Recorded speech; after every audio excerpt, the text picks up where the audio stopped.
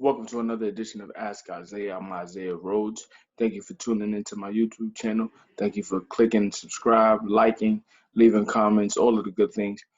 We are less than 2 hours away from the fourth and final installment of the season series between the Houston Rockets and the Los Angeles Clippers. So far in the first three, the Rockets have won two, while the Clippers have won one, and each game has mirrored a playoff type atmosphere. And I think that we might have a uh, a potential second round matchup if both end up in that 2-3 slot. Many people think that this might be a barometer for the Western Conference Finals, although the Los Angeles Lakers, remain intent on getting the number one seed.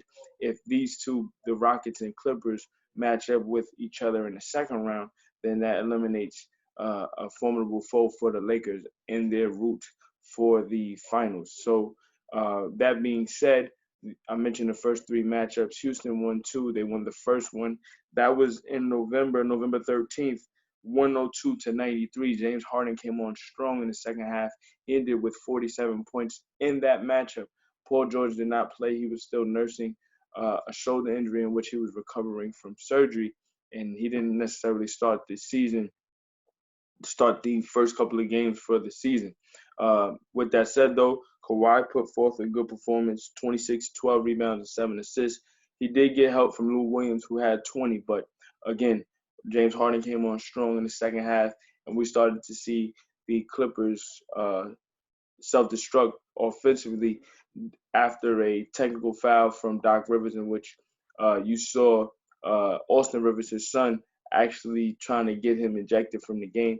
It was a good Harden moment there. Nevertheless, though, the Rockets took the game uh, from there forward, and then the second game, only 9 days later, November 22nd in Los Angeles, it came down to the wire.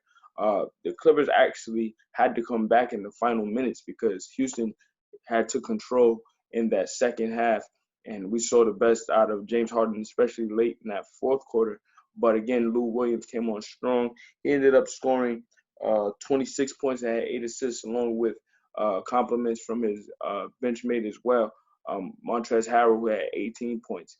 But again, that game in Los Angeles, the first game in Los Angeles, we saw the Clippers really bring out all stops. Paul George's first game against the Rockets this season, he performed exceptionally well. He scored uh, 19 points, 8 rebounds, had 7 assists, a good all-around game, especially at the early parts of his return from the shoulder injury. And the Clippers were able to steal the game late. They won 122 to 119. And when I saw those two games, especially in response to the first win from the Rockets, I said, this potentially could be a Western Conference Finals matchup. That being said, though, a month later, in the third installment of this season series, the Rockets were able to come back with a strong second half performance from Russell Westbrook. They won the game 122 to 107. If you looked at the first half and how Kawhi Leonard and Paul George were able to score at will, Paul George had 34 points. Kawhi Leonard, he ended with 25 points, 9 rebounds, and 4 assists. But again, Russell Westbrook kept the Rockets in it while James Harden clearly was struggling in the first half. He had 15 points, came on strong in the second half. He ended with 40. And that was the first inkling of Westbrook really turning the corner as a Houston Rocket. In the early stages of the season, he was going through some growing pains, really getting adjusted to the new system, new personnel. And he was a little awkward in terms of how he was playing with James Harden. But that game showed that in a primetime matchup, he'll be ready to perform. And since then, he's done the same in all premier primetime matchups against elite teams. He's coming off of a dominant February in which he averaged 33 points. The Rockets went 7-1 in the game that he played. He shot 55%. He's been shooting 51% for the last 3 months, going back to December 9th. So he's definitely turned the corner within this Rockets team, and a lot has been uh, branded about in terms of the small ball lineup that the Rockets have had. To be quite honest with you, they've been tinkering with this for the entire season. Capella was just there. But once they went all in and Capella was traded, they brought in Robert Covington, they brought in DeMarre Carroll. They brought in Jeff Green to really tap into and emphasize what they had already been doing. They definitely taken off. They're coming off a tough loss against the New York Knicks, in which they lost 125 to 123. They were down by as many as 21 to the Knicks, and the Knicks definitely exploited some things on the offensive glass against the small ball team.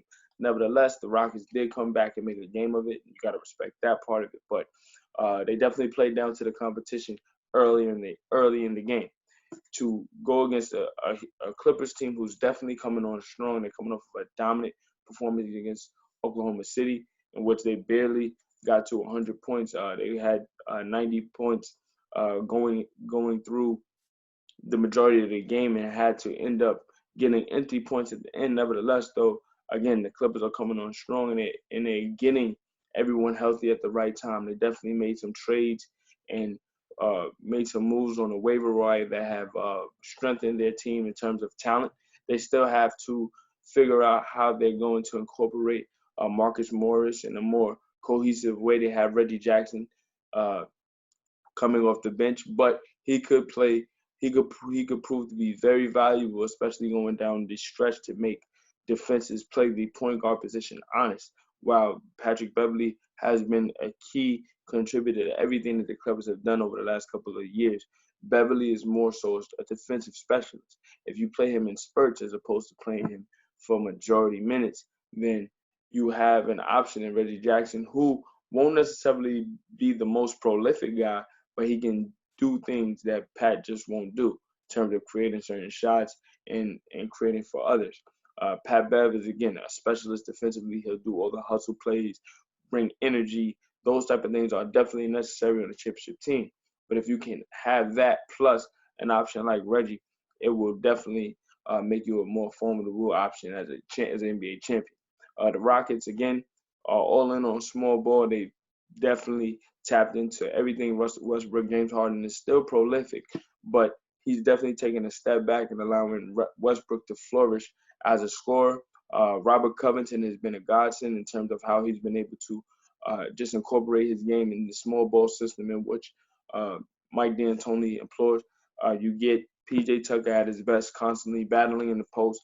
He's definitely someone who has to take on a lot of responsibility against teams' front court, but he enjoys that. You also have the likes of Jeff Green, who provides length. He's 6'9". For this matchup with the Clippers, though, and the Clippers are not the biggest team. They do have Nemanja Zubac. Pardon me. They do have Zubac, who is exceptional in how he's been able to score when he plays, but he doesn't play a lot. And I think for Doc, it's more so about how you utilize him against certain matchups. You have Montrezl Harrell, who's a dog. I say that in a positive light in terms of just his hustle and how he competes at a high level. You have Harrell, but Harrell at times has been proven to be exploited because he's too small in certain spaces. Against this Rockets team, he won't be as small, but they're going to need him to provide some scoring punch against this team, especially on the glass. You do have Morris, who didn't play in any of the Rockets-Clippers matchups earlier, so we'll see how Houston matches up with him. And then you have you have a player in Kawhi who's been all world for the Clippers when he does play. Again, when you look at what Paul has had to go through in terms of injuries, he's been up and down, dealing with the shoulder, dealing with the hamstring, in and out the lineup. But the last couple of weeks, he's been back in terms of just out of the All-Star break and trying to get the Clippers into a flow. So we'll see how that works. This game tonight should prove to test both teams and where they are in terms of contention. I think in terms of tiers, the top tiers of team, you have the two LA teams, and then you have the likes of Houston and Denver who are trying to get into that tier, garner that level of respect. Then the next tier, you have the Utah Jazz, the Oklahoma City Thunder, the Dallas Mavericks, those type of teams who will provide a challenge to the contenders in regards to just beating them up and making sure that the series are tough before they get out. So we'll see how both teams compete against each other. Nevertheless, I am excited. I know you guys are, so I just wanted to give a little preview before the main event tonight. It'll be 8 o'clock on TNT. Make sure you tune in, and I'll be back to give you a recap on everything that happened tonight and much more as the season goes on. Thank you for tuning in.